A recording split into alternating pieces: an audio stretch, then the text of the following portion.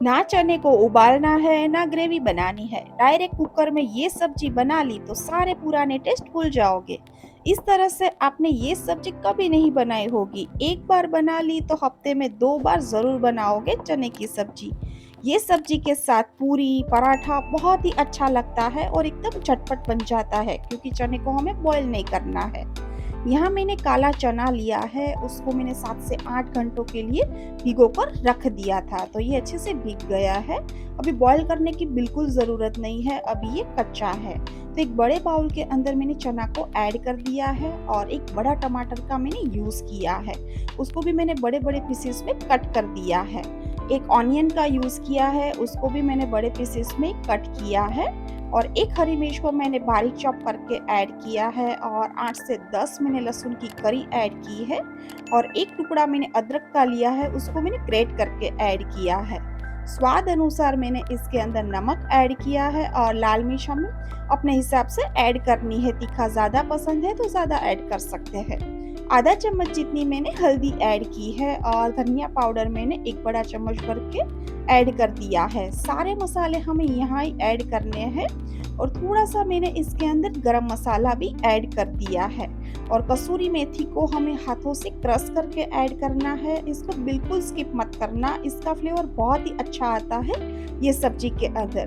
तो सारे मसाले मैंने चने के अंदर ही ऐड कर दिया है। अभी अच्छे से हमें मिक्स करना है, मसालों को मिक्स कर देना है। जैसे हम पनीर मैरिनेट करते हैं ना, वैसे ही आज हमें चने को मैरिनेट करना है और अच्छे से मसाला कोट हो गया है और अच्छे से सारी चीज़ें मिक्स हो गई है। बस अभी हमें सब्जी कुकर में ही बनानी है और ये झटपट बन जाती है। तो आज ये सब्जी कुकर में बनानी है और इसको हमें उबाला नहीं है, तो इसके अंदर हम ठंडा पानी बिल्कुल यूज़ नहीं करेंगे, गर्म पानी करके ही हमें यूज़ करना है, जिससे जो चना है वो अच्छे से पक जाए और कच्चा ना रहे। तो यहाँ मैंने 4 कटोरी जितना पानी गर्म करने के लिए रख दिया है, तो अब तक तो हम आगे की प्रिपरेशन करते हैं।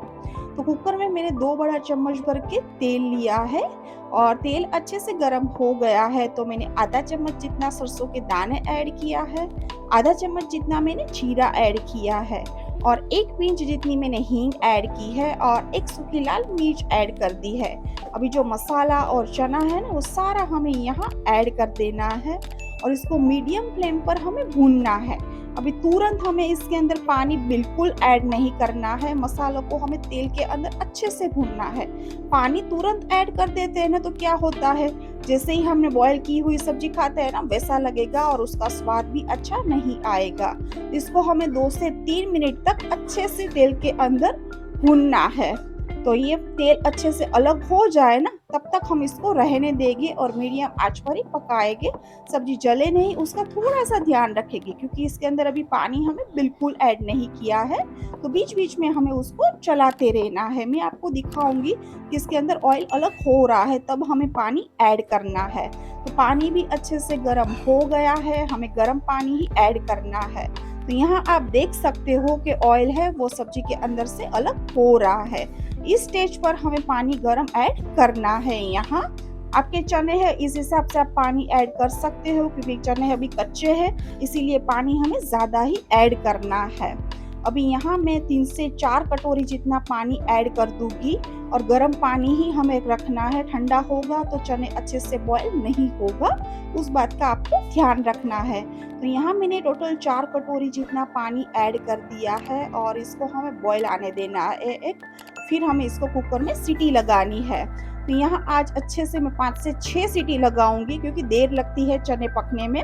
तो और पानी भी है वो अच्छे से गर्म हो गया है और एक उबाल आ गया है, तभी हमें कुकर को बंद कर देना है। 5 से 6 सीटी हमें लगानी है। एक बार हमें चेक कर लेना है, अगर आपको चना कच्चा लगे तो फिर से आप 1 से 2 सीटी लगा सकते हो क्योंकि चने सबके अलग-अलग होते हैं, तो टाइम भी सबका अलग रहता है। तो यहाँ चने तो अच्छे से पक गए हैं, पर अभी इसके अंदर पानी है। तो आज ये सब्जी मुझे पराठा के साथ सर्व करनी है, तो ऐसे पानी वाली सब्जी है तो बिल्कुल अच्छी नहीं लगेगी। तो बहुत पानी भी नहीं है, थोड़ा कम है, तो ऐसी सब्जी तो अच्छी नहीं लगती है। तो अभी इसको ग्रेवी जैसी करनी है, ग्रेवी तो हमने बनाई नहीं है। तो 1 चम्मच जितना हम इसके अंदर सूजी ऐड कर देंगे। सूजी ऐड कर देंगे ना, तो क्या होगा, एकदम ग्रेवी जैसी सब्जी बन जाएगी और ठीक बन जाएगी, पानी जैसा बिल्कुल नहीं लगेगा। तो 1 चम्मच जितना मैंने सूजी का यहाँ यूज़ किया है। ऐसे भी सूजी को पकने में बिल्कुल देर नहीं लगती है और सूजी का खुद का अपना स्वाद भी कुछ नहीं होता है। तो उसको हमें अच्छे से मिक्स कर देना है और इसको हमें 3 से 4 मिनट के लिए पकाना है। तो ये अच्छे से सूजी फूल जाएगी और लास्ट में हमें नींबू ऐड करना है। पहले से मैंने नींबू ऐड नहीं किया है, क्योंकि पहले आप नींबू ऐड कर दोगे ना तो चने पकेंगे नहीं, वो बॉयल अच्छे से नहीं होगा।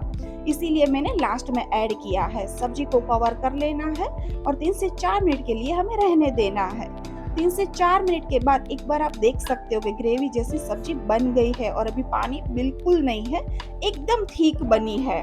तो ये सब्जी खाने के लिए तैयार हो गई है। ये आप पूरी या पराठा के साथ सर्व कर सकते हो।